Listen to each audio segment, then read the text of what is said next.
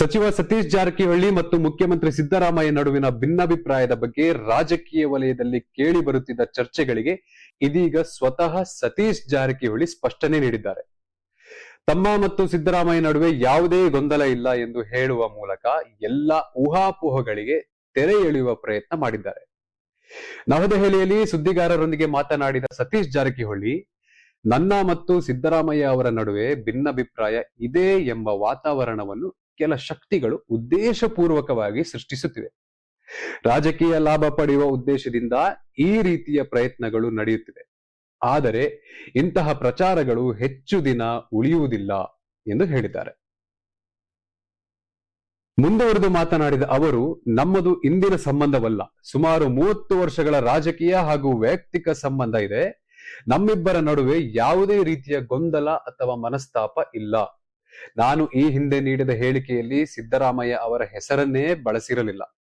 ಆ ಹೇಳಿಕೆಗೆ ಬೇರೆ ಅರ್ಥ ನೀಡಿ ಸುದ್ದಿಯಾಗುವಂತೆ ಮಾಡಲಾಗಿದೆ ಎಂದು ಸ್ಪಷ್ಟಪಡಿಸಿದ್ದಾರೆ.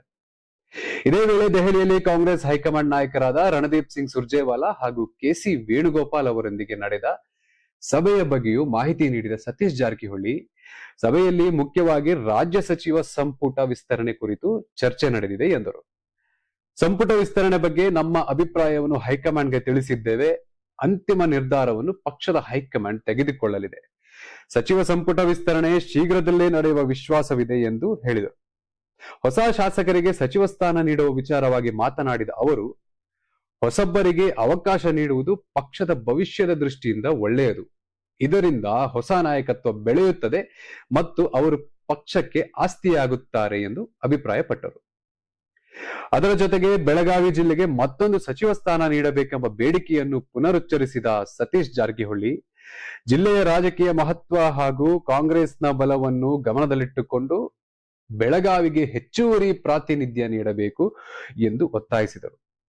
ಒಟ್ಟಾರೆ ತಮ್ಮ ಮತ್ತು ಸಿದ್ದರಾಮಯ್ಯ ನಡುವೆ ಭಿನ್ನಾಭಿಪ್ರಾಯಗಳಿವೆ ಎಂಬ ಸುದ್ದಿಗಳನ್ನು ಸತೀಶ್ ಜಾರಕಿಹೊಳಿ ಸ್ಪಷ್ಟವಾಗಿ ತಳ್ಳಿಹಾಕಿದ್ದು, ಸಚಿವ ಸಂಪುಟ ವಿಸ್ತರಣೆ ಶೀಘ್ರದಲ್ಲೇ ನಡೆಯುವ ವಿಶ್ವಾಸವನ್ನು ವ್ಯಕ್ತಪಡಿಸಿದ್ದಾರೆ.